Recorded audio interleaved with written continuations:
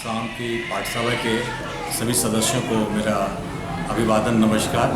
और मैं बसंत कुमार यादव पूर्णिया ज़िले का रहने वाला हूं और मेरी रुचि मधुमक्खी पालन में 1985 से है।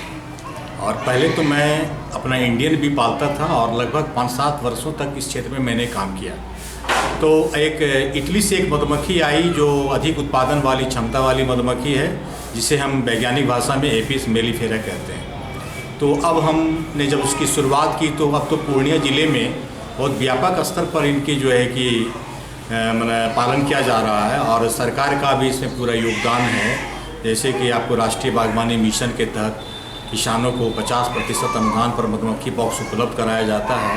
और आज भी जो किसान इससे जुड़ना चाहते हैं हमारे, तो राष्ट्रीय बागवानी मिशन में जाके आवेदन करें और 50% पर उसको बॉक्स मिलेगा। और ये मधुमक्खी पालन एक ऐसा क्षेत्र है कि अब हमारे यहाँ जो देश की जो आबादी बढ़ी है, इस तरीके से आबादी बढ़ी है कि ज़मीन का जोत जो है छोटा हो गया। और ज़मीन का जोत छोटा होने से बहुत सारे हमारे फार्मर्स क्या होते हैं, उनका पलायन दिल्ली, पंजाब, हरियाणा की तरफ हो रहा है। तो मधुमक्खी पालन ऐसा क्षेत्र है जो कि लैंडलेस फार्मिंग का क्षेत्र है। वैसे भूमिहीन किसान इसको अपना सकते हैं, जिनके पास अपनी ज़मीन नहीं है वो किसान भी इस काम को कर सकते हैं। क्योंकि हमारे यहाँ जो गार्डन है, फूल में खेती, सरसों की खेती होती है, लीची का बागान है, आम का बागान है, सब्जी की खेती होती है। तो मधुमक्खियाँ ऐसा क्षेत्र में काम करती है कि उसके लिए अपना फसल होना कोई ज़रूरी नहीं है। ये बाहर से जाके जो किसान, दूसरे किसान जो लगाए हैं, वहाँ से भी जाके शहद कलेक्ट करके ले आती है।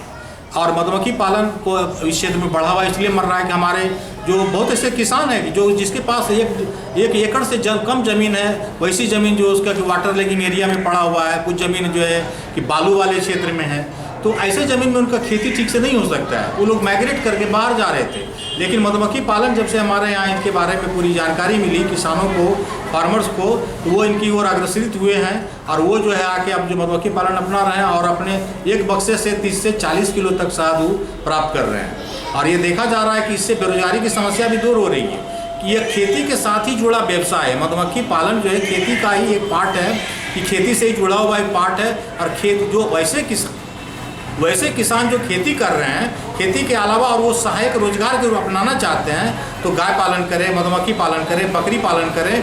तो और मधुमक्खी पालन में क्या है कि ज़्यादा समय उसको देने की आवश्यकता नहीं है और साल में जो है कि 5 से 5 महीना उसको शहद का उत्पादन कर सकते हैं। और इस तरीके से अपनी वो उत्पादन करके अपनी आय को, अपना इनकम को जो है कि वो अधिक से अधिक बढ़ा सकते हैं इस काम को करके। और दूसरा बात और है कि हमारा जो किसान जो खेती करते हैं, बहुत ऐसी फसलें होती हैं जिसमें जो फ्लावर होता है उसके लिए पर परागन की बहुत आवश्यकता होती है।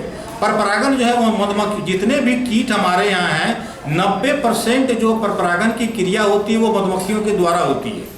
और ऐसा देखा गया जो लीची का हमारा फ्लावर है जो मार्च में खिलता है, अगर मधुमक्खियाँ लीची के फूलों में नहीं जाएगी तो मात्र जो है 14 से 15% उसमें फल बनेगा। और मधुमक्खियाँ अगर फूलों पर बैठेगी लीची के फूलों पर तो 86% उसमें जो है कि वो फल बनेगा। इसीलिए क्रॉस पोलिनेशन कराने के लिए मधुमक्खियों का होना पर्यावरण में बहुत ज़रूरी है।